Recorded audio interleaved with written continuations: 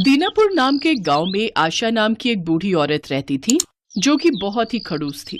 उसके परिवार में उसके अलावा कोई नहीं था। गांव में सभी जानते थे कि अगर हम उससे कुछ कहेंगे तो वो उसका उल्टा ही जवाब देगी। बुढ़ापे की दहलीज पर होने की वजह से उसमें खूब गुस्सा भर गया था और वो लोगों पर खूब चिल्लाती थी। लेकिन आशा देवी खाना बड़ा ही स्वादिष्ट बनाती थी। उसके खाने की खुशबू सबको उसके घर की ओर खींच लाती थी। एक रोज, अरे वाह, इस मटर पनीर में से बड़ी ही अच्छी खुशबू आ रही है।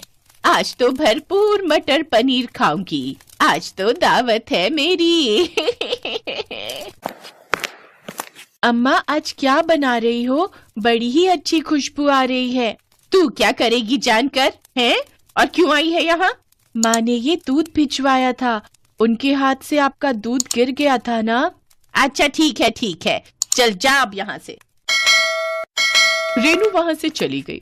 उस दूध को देख आशा ने सोचा, मटर पनीर के साथ मैं खीर भी बना लेती हूँ। आज मीठे में खीर खाने की बड़ी इच्छा हो रही है। अब खीर बना रही हूँ तो साथ में थोड़ी पूरी भी निकाल लूंगी अपने लिए।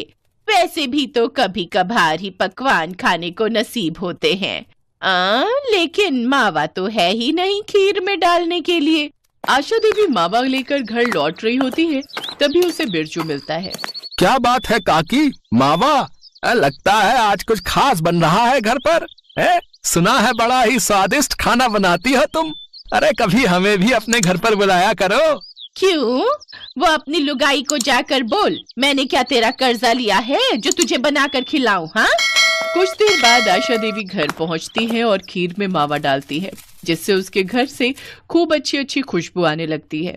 वो खुशबू सूंघकर उसकी पड़ोसनें किसी न किसी बहाने से उसके घर आती हैं, लेकिन आशा देवी बिना किसी को कुछ दिए ही वहां से भगा देती है। जब सारा खाना पककर तैयार हो जाता है तो वो अपने लिए थाली में पकवान डालती है और खाने के लिए बैठती है।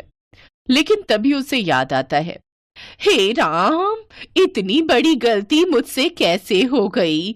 भला मैं राम जी को भोग लगाना कैसे भूल गई?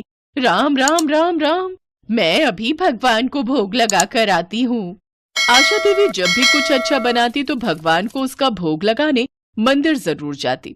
उस रोज भी वो एक थाली में भोग निकालकर मंदिर चढ़ाने ले गई। क्या बात है काकी, आज क्या भोग लगाने आई हो भगवान को?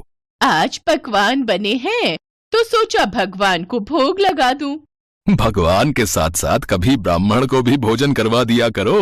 तुम तो रहने ही दो पंडित, तुम्हारी जीभ कितनी चटोरी है, ये सब हम अच्छे से जानते हैं। भगवान का लगाया हुआ भोग भी तुम खुद ही खा जाते हो, ये बात हम अच्छे से जानते हैं।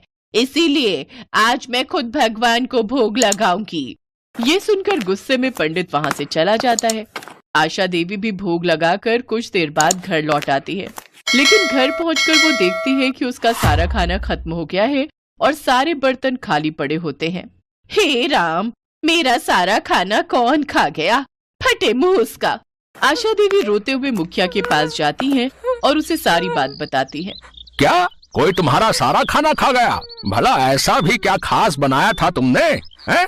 जो चोर तुम्हारे घर से पैसे सामान न चुरा कर खाना चुरा ले गया भाई, हैं?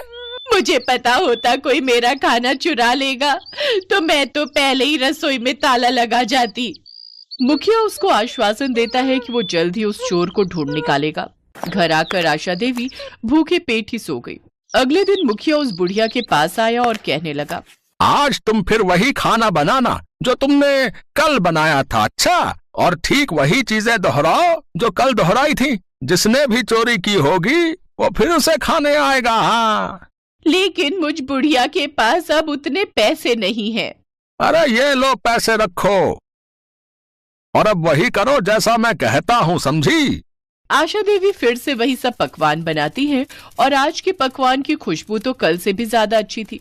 धीरे धीरे वही सब गांव वाले आशा देवी के घर के बाहर इकट्ठा हो गए और आशा देवी ने फिर से सबको भगा दिया और पकवान बनाने के बाद फिर से भगवान को भोग लगाने मंदिर चली गई।